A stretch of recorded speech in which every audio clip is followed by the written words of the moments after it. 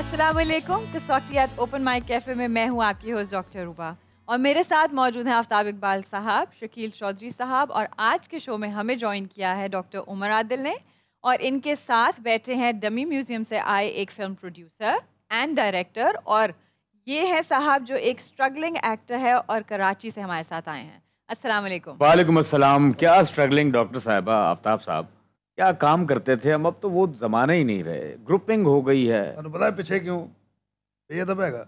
अच्छा मैं गल दसा थानू जी सर। डमी म्यूजियम का जरा इन्वेंटरी कढ़ाओ, दोनों गलत बंदे भेज देते हैं। पाकिस्तानी फिल्मी प्रोड्यूसर होवे उते 6 वट ना होण, वो दुराछा ना होवे, वो ਇਹੋ ਜਿਹਾ ਹੁੰਦਾ ਹੈ। ਇਹ ਤੇ ਵਿਚਾਰਾ ਚੰਗਾ ਭਲਾ ਕਰੈਕਟਰ ਐਕਟਰ ਬਣ ਸਕਦਾ ਜਿਹੜਾ ਹੀਰੋ ਬਣਨ ਦੀ ਤੁਸੀਂ ਸਟਰਗਲ ਪੈ ਕਰਦੇ ਹੋ। ਇਸ ਤੋਂ ਬਿਹਤਰ ਦੌਰ ਹੀ ਨਹੀਂ ਕਾਕਾ ਤੇਰੇ ਵਾਸਤੇ। ਉਹੀ ਵਕਤ ਆ ਗਿਆ ਮੁਹੰਮਦ ਅਲੀ ਸਾਹਿਬ ਵਾਲਾ, 55 ਸਾਲ ਦਾ ਹੀਰੋ ਹੈ ਤੇ ਉਹ ਪੰਜਾਬ ਨਹੀਂ ਜਾऊँ तो फलानी नहीं जाऊँ तो फलानी जगह जाऊँ का कर रहा गल। तो तेरे वास्ते बड़ा अच्छा वक्त है। तेरी उम्र जी ना हीरों वाली नहीं और ना ही तेरा रंग हो जाए, मैं छुड़ा नहीं सकता। तो सही वक्त पे आया। उन्होंने एक ही लाइन में इतने रीजंस बता दिए हैं आपको। मैं कल वहीद लाला ਉਹਨਾਂ ਨੂੰ ਨਵਾਂ ਫਨਕਾਰ ਮਿਲ ਗਿਆ, ਇੱਕ ਸਾਹ ਜਿੰਨੀਆਂ ਗੱਲਾਂ ਕਰਨ ਉੱਧਰ ਜੋੜ ਪੜਾ ਨਾ ਅੱਜ। ਮੈਂ ਭਾਜੀ ਬਾਲੀਵੁੱਡ ਦਾ ਹੈਗਾ ਵਾਂ, ਮੈਂ ਕੋਈ ਲਾਲੀਵੁੱਡ ਦਾ ਨਹੀਂ। ਮੈਂ ਪਤਾ ਵੱਡਾ ਆਦਮੀ, ਮੈਂ ਹਾਲੀਵੁੱਡ 'ਚ ਵੀ ਕਾਸਟ। ਇੱਥੇ ਖੱਜਲ ਹੋਣ ਵਾਸਤੇ ਕਿਉਂ ਆ ਗਿਆ? ਪਤਾ ਨਹੀਂ ਇਹਨਾਂ ਨੇ ਬੁਲਾਇਆ, ਡਾਕਟਰ ਸਾਹਿਬਾਂ ਨੇ ਬੁਲਾਇਆ ਮੈਨੂੰ ਕਿ ਤੁਹਾਡਾ ਸਾਹਿਬਾ ਇਹੋ ਜਿਹਾ ਕੰਮ ਕਰਿਆ ਕਰੋ, ਚੰਗੇ ਭਲੇ ਉੱਥੇ ਭੇਜੋ। देखो जी, सर उत्थे पेज के भी की करिए, वहाँ पर भी पंजाबी फिल्म इंडस्ट्री ने कंट्रोल ले लिया है, तमिल चल रही है लेकिन बॉलीवुड बिल्कुल फ्लैट होता चला जा रहा है। बेटा जी जितना अच्छा हमारा पंजाबी फनकार है, हमारे कॉमेडियन आजकल सारे कहाँ पे हैं? लंदन की पुरफिजा फिजाओं के अंदर, कह रही हूँ कि पंजाबी के अंदर शूटिंग करते पाए जा रहे हैं। वो अब आपके सेट पे नहीं है। उनको ऐसा अच्छा नया रास्ता मिला है, यकीन कीजिए कि मैं आपको बता नहीं सकता। The Indian connection in Birmingham and our comedians are making a killing. आप यकीन कीजिए 6ठी फिल्म शूट हो रही है। भाजी नासर चिनोटी ਨੂੰ ਮੈਂ ਕਾਸਟ ਕੀਤਾ। ਨਾਸਰ ਚਿਨੋਟੀ ਨਹੀਂ ਜਿਹਦਾ ਬਿਲੀਅਰਡ ਦੇ ਪਾਵੇ ਜਿੱਡਾ ਮੂੰਹ ਹੈ ਔਰ ਇਫਤਖਾਰ ਠਾਕੁਰ ਮਾਸ਼ਾਅੱਲਾ ਪੁਸ਼ਲ ਤੋਂ ਬਗੈਰ ਚੂਹੀ ਹੁੰਦੀ। यार ये ना कहो तुम। ਨਹੀਂ ਮੇਰੇ ਦੋਸਤ ਨੇ ਸਾਰੇ, ਮੈਂ ਤੇ ਆਉਂਦਾ ਜਾਂਦਾ ਲਾਹੌਰ ਉਹਨਾਂ ਦੇ ਕੋਲ। ਮੈਂ लेकिन हमारे ये बड़े मोहतरम लोग हैं। ਸਾਡੇ ਵੀ ਮੋਹਤਰਮ ਨੇ, ਕਾਮੇਡੀਅਨ ਨੇ, ਸਾਰੇ ਪਿਆਰੇ ਨੇ।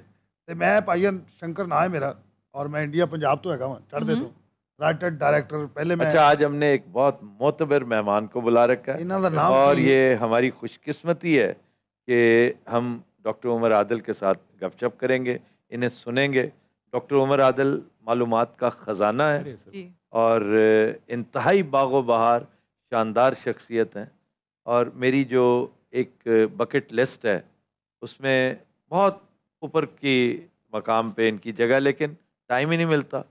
इनका बहुत शानदार कॉम्बिनेशन होता है। इनकी गपशप जब मैं सुनता हूँ ना, डॉक्टर उमर आदिल और अदाकारा रेशम, क्या शानदार इनकी आपस में गुफ्तगू में जुगलबंदी होती है। That is beautiful.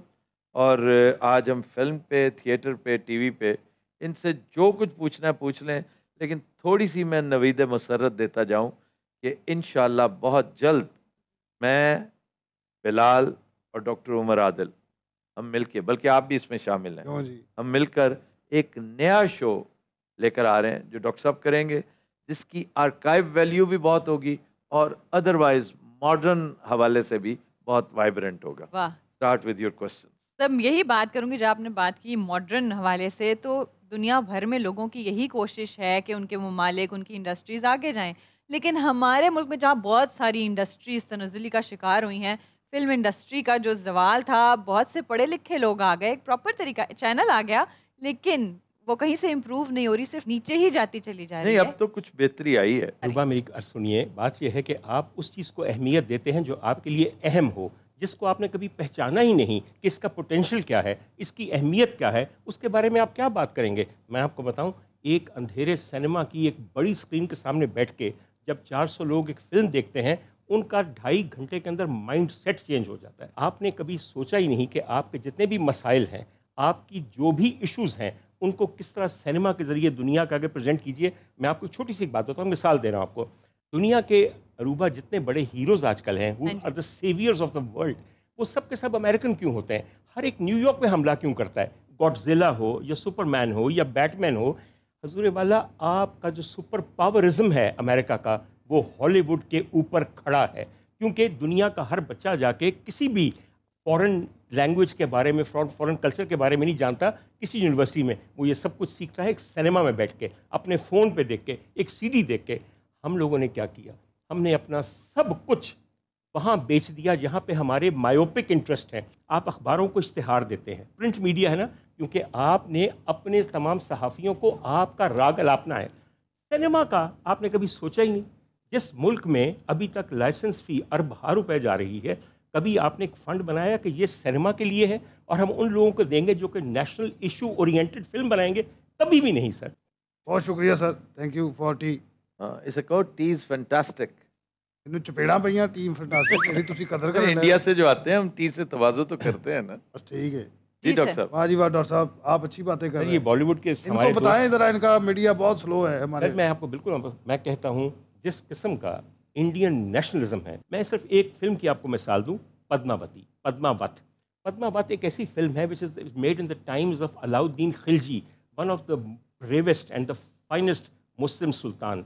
आपने उसके अंदर जो सुल्तान है उसका पोर्ट्रेल देखा है? Is a monster with tattoos on his face and in the most अगली मैनर। आप ये सोचिए कि शकील साहब, आपको पता होगा उनका दरबारी शायर और दरबारी मूसीकार कौन था अलाउद्दीन खिलजी का? जनाब तूती शकर मकाल हज़रत अमीर खुसरो। जिस आदमी ने दरबार में, आफ्ताब साहब, अमीर खुसरो को रखा हो, वहाँ तसव्वुफ़ की और कल्चर की और मौसीकी की लहरें बह रही हैं, लेकिन उस पर गाना कौन सा पिक्चराइज किया गया? खली बली हो गया, दिल खली बली हो गया। सर इससे बड़ा तमांचा क्या किसी मुस्लिम सुल्तान पे पड़ सकता है? और क्या उम्दा तरीके से संजीला भंसाली ने किया। एक आखिरी बात, आपको हर फिल्म के अंदर छोटी छोटी बातें हैं। सर राग एमन पहली दरियाफ्त है हज़रत अमीर खुसरो की, जिसके ऊपर ख्याल की गायकी बेस्ड है।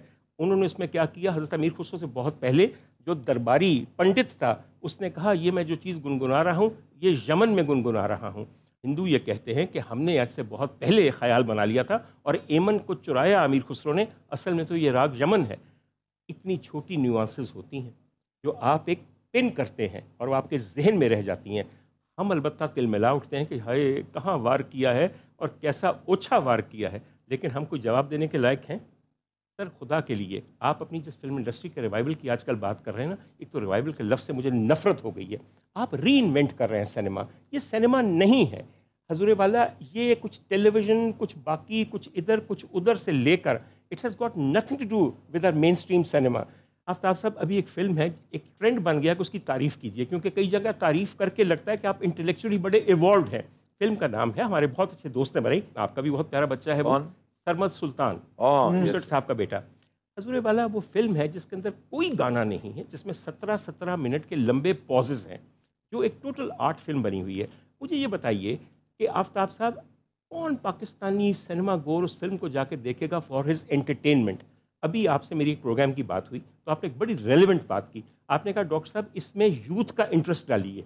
अपने ज़माने के सारे, मैं तो 200 साल पुराना हूँ ना, तो इसलिए अपने ज़माने के लोगों को नहीं, आज के बच्चों को डालिए। हजूर वाला, मैं आपको एक बात कहूँ, जो सिनेमा आप बना रहे हैं उसके अंदर 25 करोड़ में से जो 22 करोड़ रुझान में बसनपुरा वराना जगह रहते हैं, उनको डाला है कभी आपने?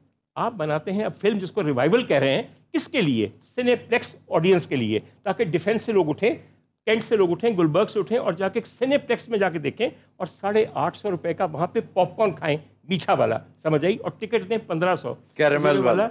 मेरा ताल्लुक एक छोटे जे पिंड नाल किला दीदार सिंह नाल, मैं कितने जाके टक्कर मारा, मेरा दिल करता है मैं फिल्म में बड़ा तो कम से कम 7 गाने होन और उस कम से कम साइमा वर्गी हसीन 6 बारी नचे, 4-5 फाइटा हों, 10-12 लोग मरन, डायलॉग होवे, बहुत ज़्यादा स्टोरी हो, बहुत ज़्यादा क्लाइमैक्स हो।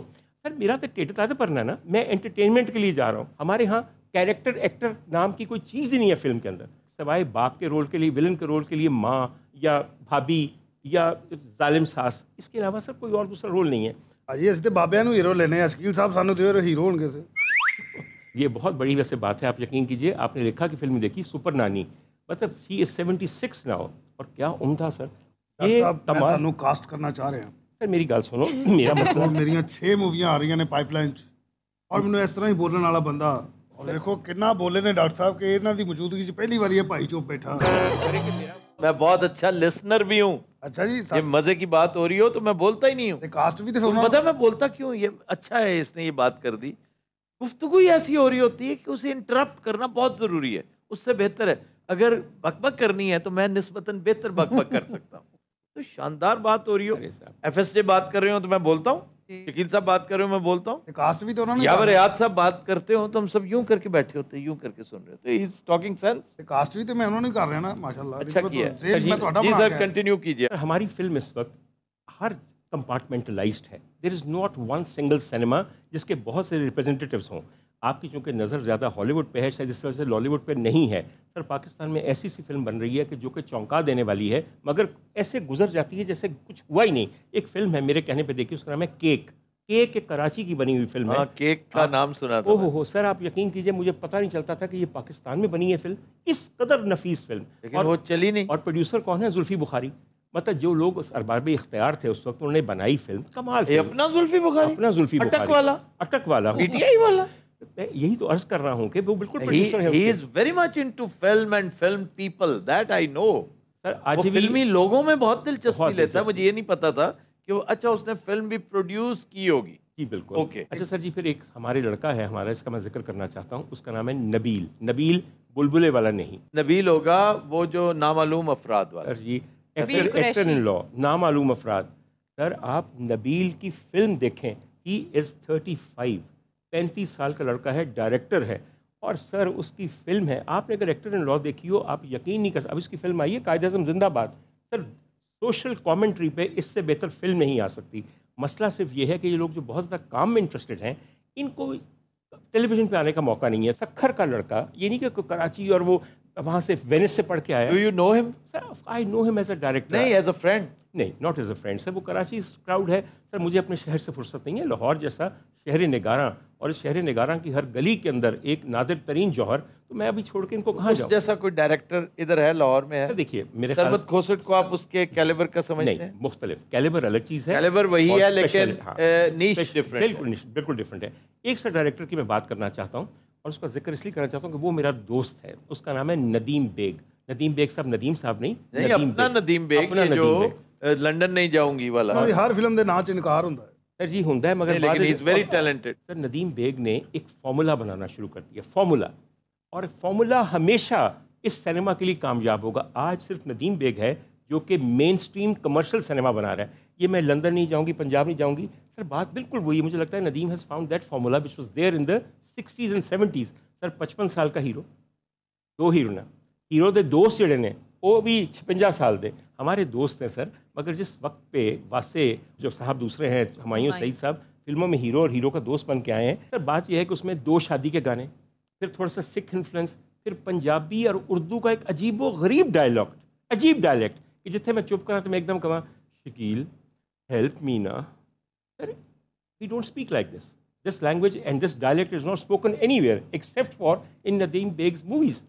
मगर काम चल गया, फॉर्मूला फिल्म वहाँ कामयाब होगी। और सर हमारे उन लोगों के लिए भी होनी चाहिए जो मेरे जैसे गांव के रहने वाले हैं, जिनको एंटरटेनमेंट भी चाहिए सर, जो आके महफिल थिएटर की टिकट नहीं ले सकते, और अगर ले भी सकते हैं तो जदों दी बाजी नरगस गई है तो जदों दी दीदार गई है, हुण उत्थे रह की गया। मैनूं दस कोई है चीज़ वेखण वाली? सारे जिहड़े कॉमेडियन सन वो इन्होंने ले लेने या इन्होंने यारां ने ले लेने, फोका काम हो गया सर, खुदा दी कसम। अच्छा मैं सोच रहा हूँ इन सबको निकाल दूँ कि चलो वापस जा जी, अब इनसे जाया नहीं जाना। इनको ये नहीं पता कि ये कहाँ फंस गए हैं। हर थोड़े देर बाद ये आपसे जुदा जरूर हो जाते हैं, फिर वापस भी आ जाते हैं। अच्छा, आजकल इंटरव्यू बड़े से देते हैं इनके दोस्त, जिक्र करना चाहिए। अल्लाह करे ये सब कामयाब रहे, अल्लाह करे। क्रेडिट तो हमारा है डॉक्टर साहब, मेरा और आपका है क्रेडिट वाला नहीं, मैं और अताउल्ला कासमी का है, जिसने हम सब ने मिलकर इन्हें देखा कि यार जाया हो रहा है टैलेंट। बुरा न मानिए, मैं आपके बहुत सारे फनकार हैं जो मुझे ज़ाती तौर पे बहुत पसंद है।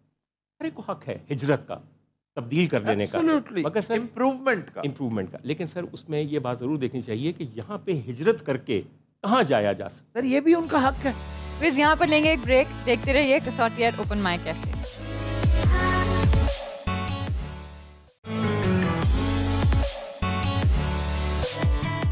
Welcome back. सर हम कसौटी की तरफ चलते हैं, और आज का जो पहली पर्सनैलिटी है हमारे चैलेंजर भी डॉक्टर साहब हैं। ओह वाह जी वाह। चलें जी बिस्मिल्लाह करें।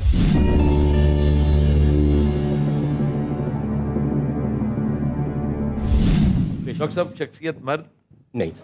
खातून है जो जिंदा? नहीं। ताल्लुक एशिया से? बेशक। साउथ एशिया से? बिल्कुल सर। इंडिया से? जी सर।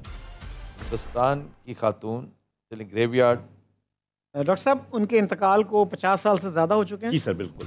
1972 से पहले। 100 साल से भी ज़्यादा? नहीं, 50 और 100 के दरमियान रख लीजिए। 1922 से 1972 के दरमियान। फिर 75 का मेरे ख्याल में किया जाए, जी, 75 साल से ज़्यादा डॉक्टर साहब? जी हाँ। तो बिटवीन 1947 47 हाँ जी। शोबिज़ से गालिबन। डेफिनेटली शोबिज़, डॉक्टर साहब पूछ रहे हैं तो प्रॉक्सिमिटी का तकाजा है कि शोबिज़ की शख्सियत पूछेंगे। डॉक्टर साहब, ताल्लुक शोबिज़ से है? बिल्कुल सर। Very good.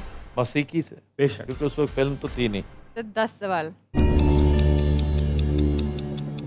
10 सवाल। 1913 में फिल्म आ गई थी। नहीं, लेकिन उस मतलब कैलिबर के वो लोग, उस तरह के लोग, इतने फेमस लोग, वो सिलसिला वो तो इससे भी बहुत पहले से आ गई। लेकिन अब सवाल ये है कि जो ज़माना आपने पूछा है, खातून उस ज़माने की यकीनन कोई मुगन्नियाँ होंगी, सिंगर होंगी जो ना आपको पता ना मुझे पता। That's right. ਜਿਹੜਾ ਪਹਿਲਾ ਗਾਣਾ ਆਡੀਓ ਰਿਕਾर्ड ਹੋਇਆ ਸੀ, उस ज़माने की सिंगर्स जो हैं इतनी मारूफ। अब देखिए मशहूर ख़वातीन, एक तो क्या थी वो भाई अम्बाले वाली, ज़ोहरा बाई अम्बाले वाली थी, एक बेगम अख्तर थी। सर ये सब उनके ज़रा बाद है सर, ये बाद में। और ये तो इनकी वफात को भी सर इतने साल नहीं मैं हुए। गुजारिश ये करने लगा हूँ कि इनसे बियॉन्ड हमें पता ही नहीं है। तभी तो मैंने सवाल पूछा कि थोड़ी सी आपकी भी हदें आगे तक निकलें। ओके। क्लासिकल गाਉਂਦੀਆਂ ਸਨ उस जमाने च हर बंदा क्लासिकल ही सीखता सी। ए बाद च काम होया बे मुर्शदे बे उस्तादे सारे हुन छा गए ने। समझ आई मेरी गल? ਮੈਨੂੰ ਲੱਗਦਾ ਡਾਕਟਰ ਸਾਹਿਬ ਨੇ ਜਾਂਦੇ ਜਾਂਦੇ ਚਪੇੜ ਜ਼ਰੂਰ मारनी। तू अल्लाह करे, मतलब तू जड़ा है ना बंदा असल च तू कमाल सुरीला आदमी है और तेरे तो ज्यादा इस चीज़ की अकल किसी ਨੂੰ नहीं है कि अताई ਉਹ ਹੁੰਦਾ ਹੈ ਜਿਹਦੇ ਤੇ ਅੱਲਾ ਦੀ ਅਤਾ ਨਾ ਹੋਵੇ। ਮੈਂ ਸ਼ੰਕਰ ਦੇ ਰੋਲ 'ਚ ਬੈਠਾ ਨਹੀਂ ਤੇ ਮੈਂ ਇੰਜ ਕਰਨਾ ਸੀ। अच्छा, अताई वो ਹੁੰਦਾ है ਜਿਹਦੇ ਤੇ ਅੱਲਾ ਦੀ ਅਤਾ ਨਾ ਹੋਵੇ। ना हो। सवाल कितने हो गए? तो 11 सवाल। 11 सवाल हो गए सर। 3 का और आपको इजाजत है। उसके बाद हम उनका जिक्र करके उनका नाम लेकर उनके बारे में 2-3 बातें कहेंगे ताकि पता हमें 20 सवाल तो है ना हमारे। हाँ, 20 है। कर लो फिर। कितने बच्चों को पहली दफा कितने लोगों का नाम पता चलेगा क्योंकि उनको यहाँ पे कसौटी में पूछा गया। बिल्कुल सही। तारुफ उनसे होगा। बिल्कुल सही। जी जनाब, फिर उस पे जरा बातचीत। बिल्कुल सर। मैंने जिन खातून का पूछा है उनका नाम है गौहर जान कलकत्ते वाली।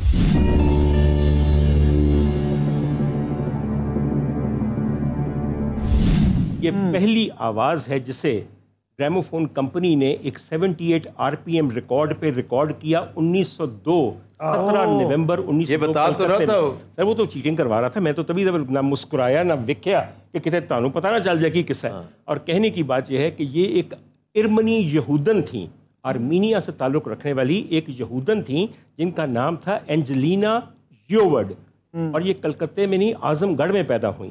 और इनको जब इन्होंने गाना वाना सीख लिया, इनकी वालिदा का नाम था विक्टोरिया हेमिंग। इन दोनों बीबियों ने यहूदी मजहब छोड़ के बनारस में आके इस्लाम कबूल किया और अपने नाम क्या रखे, गौहर जान बच्ची का नाम, और विक्टोरिया हेमिंग ने अपना नाम रखा मलिका जान। ये खातून बेइंतहा मशहूर हो गई थी। जब फ्रेडरिक गेसबर्ग आया, ग्रामोफोन कंपनी का इंजीनियर, उसने पूछा कि भाई यहाँ सबसे ज़्यादा किसका गाना मकबूल है, तो उन्होंने कहा गौहर जान का। उन्होंने कहा जी बस उसको बुक करना है। उन्होंने कहा जी बुक करने आए हो, क्यों? तो मैं लेती हूँ 5000, तुमने सिर्फ एक गाना गवाना है तो 3000 नहीं। ये 1902 की बात है। उन्होंने 3000 रुपये पेश किया, उनका गाना रिकॉर्ड किया, तभी इनका नाम the record girl, the gramophone girl या गौहर जान कलकत्ते वाली के नाम से मशहूर है।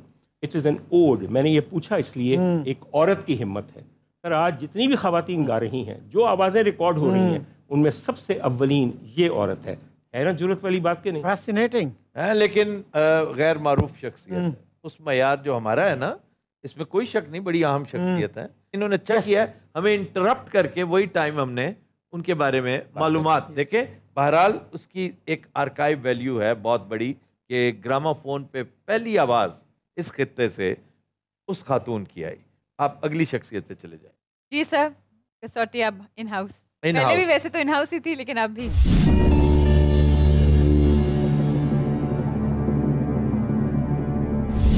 अच्छा जी, शख्सियत मर्द है? जी सर। जिंदा? No sir. एशियाई? जी सर। ताल्लुक साउथ एशिया, जनूबी एशिया से? जी सर। पाकिस्तान से? जी सर। ग्रेवयार्ड? डॉक्टर साहब इनके इंतकाल को 50 साल से ज़्यादा हो चुके हैं? No sir. 25 साल से ज़्यादा? जी सर 1972 से 1997 के तौबा, दरमियान। इल्म फजल। इल्म फजल से शुरू करते हैं, फिर शोबिज। इल्म फजल से ताल्लुक डॉक्टर साहब? No sir. शोबिज से? No sir. सियासत और हुकूमत से? जी सर। 10 सवाल। अच्छा जी, और ये हाँ सियासत से ताल्लुक, या ये तो नहीं कि गवर्नमेंट की पर्सनालिटी है? ये सियासी दौर है। अगर ज़ियाउल हक का कोई बंदा हुआ ना तो फिर एडमिनिस्ट्रेटिव पोस्ट होगी। ये बताइए कि ताल्लुक पीपल्स पार्टी से? जी सर। ये किसी बड़े हुकूमती ओहदे पर फायज रहे? जी सर। और उस दौर में स्पीकर प्राइम मिनिस्टर फजल इलाही चौधरी, मिराज खालिद की डेथ बाद में हुई क्या? जी बाद में हुई। वो उसमें नहीं आते। हनीफ रामे साहब की भी बाद में हुई, वो नहीं आते इसमें। मुबशर हसन की अभी रिसेंटली हुई, वो नहीं आते। खर साहब बकायदे हयात हैं, शुक्र अल्हम्दुलिल्लाह, अल्लाह उन्हें उम्र दराज अता करे। जतोई साहब, मुमताज भुट्टो, सब बाद में। Fazal Elahi Chaudhry is the only one जो आपके इसमें आता है। एक चीज prominent personality other than Bhutto साहब, क्योंकि भुट्टो साहब डाइड 79 रात के 3:30-4 बजे, सुबह 4 बजे। Black day in our history. अच्छा जी, ये स्पीकर मुंतखब हुए थे? जी, स्पीकर भी रहे। फिर सदर ममलकत भी बने? जी। और पहले मुस्लिम लीग से भी ताल्लुक रहा इनका? जी सर। LLM कर रखा था इन्होंने? जी सर। खारियों से ताल्लुक था? जी सर। और एक सवाल मैं पूछना चाहता हूँ, क्या इनके ज़माने में कसरे सदारत के बाहर बड़ा बड़ा दीवार पे लिखा हुआ था कि सदर फजल इलाही को रिहा करो? That is an apocryphal story actually. हाँ, सदर फजल इलाही को रिहा। देखिए, वो तो एक ही तो मशहूर जुमला इनके साथ। आपने फजल इलाही चौधरी पूछा।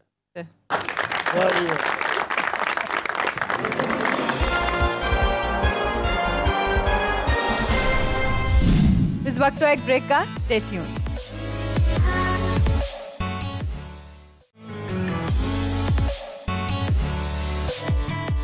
Welcome back. जी sir, next personality in house.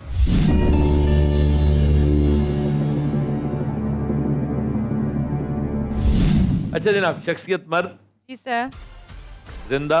No sir. एशियाई? जी। South Asia? जी। पाकिस्तान? हाँ जी। एक मर्द जो जिंदा नहीं है, ताल्लुक पाकिस्तान से, graveyard shift. He specializes in this कि जी कितने एरा में इनके फौतगियां हैं, पूछ देते हैं। ऐसी बात नहीं है डॉक्टर साहबा। इनके इंतकाल को 50 साल से ज्यादा हो चुके हैं? No sir. 25 साल से ज्यादा? जी सर। 1972 से 1997 के दरमियान। तौबा, सियासत और हुकूमत? जी सर। Very good. अच्छा जनाब, वजह शोहरत सियासत है, हुकूमत नहीं? सर हुकूमत। अच्छा, हुकूमत यानी एडमिनिस्ट्रेटिव पोस्ट पे रहे। कोई रिटायर्ड, कोई ब्यूरोक्रेट, कोई जज? Bureaucrat, journal, obviously. एक सवाल बड़ा मुनासिब होगा कि क्या ताल्लुक पाक फौज से है? अगर तो जज है ना तो justice Munir is the most prominent who died in this period. और अगर फौज से ताल्लुक है तो जनरल वो जो थे Musa, general Musa died in. Yes. अच्छा जी, ताल्लुक पाक फौज से है? No sir. 10 सवाल। ताल्लुक अदलिया से है? सर ताल्लुक है लेकिन वजह शोहरत नहीं। अच्छा, यानी अ जज who is not known for his judgements. किसी एडमिनिस्ट्रेटिव पोस्ट पे जज। सबसे बड़ी मिसाल तो जस्टिस कॉर्नेलियस है, ठीक है ना जी, वजीर कानून। यस। लेकिन उनकी वजह शोहरत तो ही उनका जज होना, उनका जज होना है, और निहायत शानदार जज, शानदार फैसले। फिर वो कैबिनेट का बहरहाल हिस्सा रहे, याहिया खान की कैबिनेट का। उनको आप हमेशा एज ए बहुत काबिल जज ऑफ पाकिस्तान मानते हैं। मैं हमेशा सल्यूट करता हूँ। बिल्कुल, इसमें कोई शक नहीं। He was the chief justice for 8 years. जी बिल्कुल। और एक कमरे में, होटल के एक कमरे में रहे सारी उम्र। रिटायरमेंट के बाद वहीं इंतकाल हुआ, फ्लैटीज में। And he was born in Agra. Sir, एक मरी ब्रूरी वाले जज थे उस जमाने में। मरी ब्रूरी वाले जो पारसी थे, Rao Patel. And this was Ziaul हक दौर, जो भुट्टो केस पे उन्होंने फैसला मुख्तलिफ दिया, डिसेंटिंग नोट लिया। And he was the first chairman of the Human Rights Commission of Pakistan. बिल्कुल सही। And he was also the uncle of Bapsi Sidhwa. one of the finest writers in fiction that we produced. Crow Eaters. Crow Eaters. Ice Candy Man. Ice Candy Man. What a story. बिल्कुल. Story of this city. Absolutely. अच्छा जनाब ये बताइए कि एक सवाल कितने हो गए? 11 सवाल. वजह शोहरत अगर तो दराब पटेल हाँ, की, इनका तो फिर वही है. उसके अलावा और क्या हो सकती है? तो definitely it is not Darab Patel. तो फिर कार्नेलियस की तरफ के क्या याहिया खान की कैबिनेट का हिस्सा रहे? नो, उनकी वजह शोहरत, बिल्कुल ये फैसले हैं. ये कोई और जज जिसको शोहरत किसी और फील्ड में मिली, उस फील्ड को डिटरमिन कर लीजिए कि अदलिया के अलावा, अपने जज होने के अलावा उनकी कोई जो वजह शोहरत ज्यादा है, या एडमिनिस्ट्रेटिव पोस्ट, यानी कोई वजीर के तौर पे आ गए हों, गवर्नर के तौर पे आ गए हों. प्रेसिडेंट तारड़ जो थे, nobody knows him as a judge, लेकिन जब वो प्रेसिडेंट बने तो वो उनकी वजह शोहरत बनी. असल वजह शोहरत जो है वो ब्रीफ केस हैं जो वो इधर उधर जाते रहे. बिल्कुल आप ये ना कीजिए सर. और क्या गवर्नर कौन कौन से रहे हैं जी अदलिया से जिनका ताल्लुक था? निगरान वजीर आला तो सुनने में आता है, but that is very short lived glory, nobody remembers them. वो बात फिर भी पूरी नहीं मुझे समझ आ रही कि जैसे एक जज हो और उसकी वजह शोहरत कोई और हो और एडमिनिस्ट्रेटिव पोस्ट पे हो. ये देखिए ना, ये तीनों चीज़ों का कम्बिनेशन हमें डिटरमिन करना है. एरा जरा समझ आ जाए ना कि 72 to 97 भुट्टो दौर शुरू हो चुका. फिर से आए वही ड्रिल करें. भुट्टो दौर, ठीक है जी, 70 तक भुट्टो दौर. ज़ियाउल हक, ये डेफिनेटली ज़ियाउल हक के दौर में बहुत सारे जजेस जो है ना, कुछ कॉम्प्रोमाइज हुए, कुछ इन्फ्लुएंस हुए और उन्हें मुख्तलिफ पोस्ट पर लाया गया. मौलवी मुश्ताक थे, जस्टिस अनवारुल हक थे, एक केपी के जज थे. सूबे का मेरे ख्याल किया जाए. जी जी. क्वेश्चंस कितने हुए डॉक्टर साहब? 11 सवाल. ताल्लुक पंजाब से था. जी सर. गवर्नर्स में से देखिए ज़ियाउल हक के ज़माने में पोजीशन में जब रहे तो उस वक्त हुक्मरान कौन था ये डिटरमिन कर लें. ज़ियाउल हक दौर में भुट्टो, ज़िया, आपका बड़ा मसला हल हो जाएगा. बाकी जो बाद वाले हैं ना उनसे हम निपट लेंगे. ज़िया दौर में किसी अहम ओहदे पे रहे? No sir. भुट्टो दौर में किसी अहम ओहदे पे रहे? No sir. नहीं. लें जनाब, अब ये 70, 88 के बाद तो बहुत ही आसान हो गया. सवाल हो गए हमारे 13. 14. बेनज़ीर और नवाज शरीफ का दौर. लेकिन ये भी तो हो सकता है कि वो शख्सियत अयूब खान के दौर की हो लेकिन उनकी डेथ 75, 70. हाँ, ये भी हो सकता है वो भुट्टो दौर से पहले किसी ओहदे पे फायज रहे हों. है कि नहीं? एक क्वेश्चन जाया कर देते हैं. क्यों जी, भुट्टो दौर से पहले किसी ओहदे पे फायज थे? जी सर. यानी शोहरत का ज़माना जो है ना. Thank you very much. आपने ईज कर दिया सिचुएशन को. 15 सवाल. Danger zone. अब उस दौर के जो जजेस में एक जस्टिस रशीद थे, The first Chief Justice of Pakistan. मशहूर जो है. Yes, he died after 71. Yes. Sir Justice Abdul Rashid. ये बात उधर जाती है. Yes. के अलावा उनकी क्या वजह शोहरत? कोई और नहीं. He administered oath to कायदे आज़म मोहम्मद अली जिन्ना. हाँ सर, मगर देखिए वो भी बहसियत एक जज के. जज, वजह शोहरत उनकी जज ही. फिर आ जाए जस्टिस मुनीर की तरफ. ठीक है, उनकी वजह शोहरत भी बतौर जज ही है. फिर आ जाइए बड़े बड़े जजेस में justice M.R. Kiyani, justice Cornelius administrative post पे रहे हैं लेकिन उनकी वजह शोहरत उनका जज होना है. अयूब खान की पार्टी से, हाँ जी, कन्वेंशन मुस्लिम लीग से ताल्लुक. यार ईस्ट पाकिस्तान की शख्सियत भी कोई हो सकती है, वो सोचो. कोई जस्टिस गुलाम मुर्शिद टर्न पॉलिटिशियंस होते हैं ना. स्पीकर हो सकता है, वजीर तालीम हो सकता है, वजीर कानून हो सकता है. वकील साहब, डॉक्टर साहब, तो जॉग करें. मैं वाकई बहुत ज़्यादा सोच रहा हूँ मगर ये थोड़ा सा कम्बिनेशन अजीब है. जज वज की तरफ आप ना जाए ना. एडमिनिस्ट्रेशन की तरफ अगर जाएं तो उसका थोड़ा सा हमें करना चाहिए कि एडमिनिस्ट्रेटिव पोस्ट की टाइप क्या थी. जी जी. क्योंकि हम बहुत ज़्यादा अंधेरे में खेल रहे हैं. सर किसी बहुत बड़े को बड़ा अहम, कोई बड़े अहम मौके पर वो किसी बड़े अहम मुल्क में पाकिस्तान के सफीर हो सकते हैं. इस पे गौर करें. अयूब दौर में अमेरिका पाकिस्तान का, इस्फहानी साहब बहुत पहले फौत हो गए. इंडिया, चाइना, सऊदिया, अमेरिका, बरतानिया, इसके अलावा और किसी मुल्क को हमने अहमियत नहीं दी कभी. इन ममालिक के साथ ताल्लुक हो सकता है. बरतानिया में पाकिस्तान के हाई कमिश्नर, वो मशहूर हाई कमिश्नर, ईस्ट पाकिस्तान से कोई बंदा आपके जहन में नहीं आ रहा? फिर वो कह चुकी हैं कि इनका ताल्लुक पंजाब से yes. पंजाब से था, तो हमें उधर जाना ही नहीं चाहिए। बंगाल जाना ही नहीं चाहिए। You're right. पंजाब, यस। हाँ, जस्टिस हमीदुर रहमान, मेरे भाई, Hamidur Rahman commission report. Sir, वजह शोहरत कुछ और है। मैं इसको सोच चुका हूँ, लेकिन वो किस एडमिनिस्ट्रेटिव पोस्ट पे थे? सर, कमिशन का इंचार्ज। उन्होंने नहीं कहा कि एडमिनिस्ट्रेटिव पोस्ट तो होगी ना, जज होना, लेकिन वजह शोहरत उनका जज होना नहीं था। वजह शोहरत उनका अभी चलते हैं। और वैसे उनका भी ताल्लुक उधर से था, बंगाल से ताल्लुक था। मैं ये although he died in Lahore, he got settled here in Punjab. सही फरमाते हैं, लेकिन देखें, पंजाब से ताल्लुक का मतलब है कि यहाँ से पैदा हुए हुए, यहाँ एडमिनिस्ट्रेटिव पोस्ट यहाँ पे रखी हुई। ठीक है जी। अब हमीदुर रहमान कमीशन जो है वो एक फेडरल लेवल की चीज थी, लेकिन हमीदुर रहमान का जब भी आप पढ़ते हैं ना, ताल्लुक तो पंजाब से बताया जाता है। अच्छा जी, इनकी वजह शोहरत को बहुत बड़ी रिपोर्ट थी। सर, हमीदुर रहमान भी गए। 16 सवाल। चीफ सेक्रेटरी उस दौर के, मशहूर सफ़ीर, मशहूर वज़ीर, अयूब खान का दौर, याह्या खान, अयूब खान के दौर में मशहूर। हाँ, एक second. When did Sir Zafrullah Khan die? 81 I think. भाईजान, what a name! And he belonged to Punjab. What a character! And we are missing him. वो तो इंटरनेशनल कोर्ट ऑफ जस्टिस के भी जज रहे। वो मलका के पर्सनल फ्रेंड थे, जिगरी दोस्त थे। मलका बरतानिया थे जी, और वो वजीर खारजा रहे। हमारे सवाल कितने हुए जी? 16।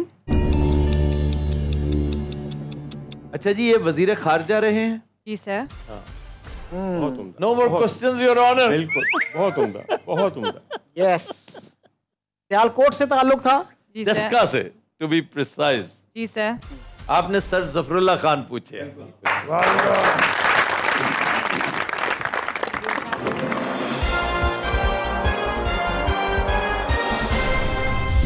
हमारे बड़े मशहूर शिकारी दोस्त हैं बाबर नसरुल्लाह, मोहम्मद नसरुल्लाह, ये इनके दादा थे। और ये यूएन में पाकिस्तान के पहले सफ़ीर थे। फिर दिसंबर 47 में इनको वज़ीर ख़ारजा बना दिया गया और कायदे आज़म इनको अपना बेटा कहा करते थे। सर ज़फ़रुल्लाह ख़ान ने एक ऑटोबायोग्राफी लिखी है, उर्दू में है, तहदीस नेमत। यस, इंटरनेट पर वो मौजूद है। जी सर। तो फिर अब अली अवैस की तरफ चलते हैं आज के गाने के लिए। जी अली अवैस।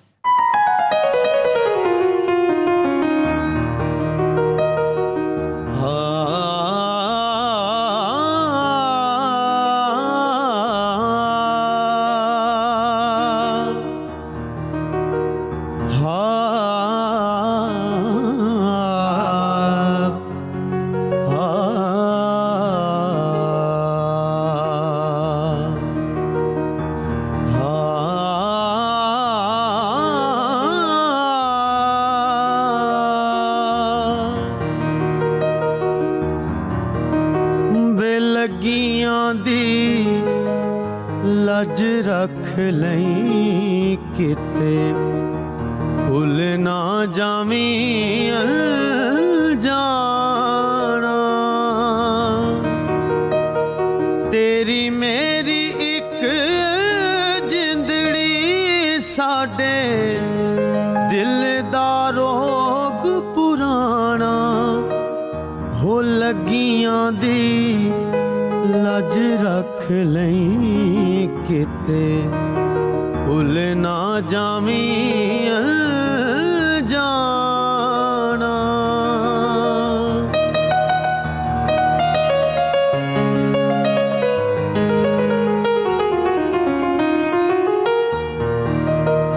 एको प्यार ते दो परछावे, याद रखी तू चित वल जावे।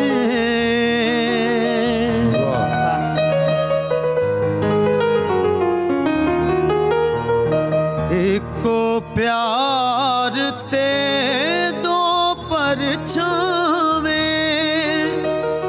याद रखी तू चित वल जावे।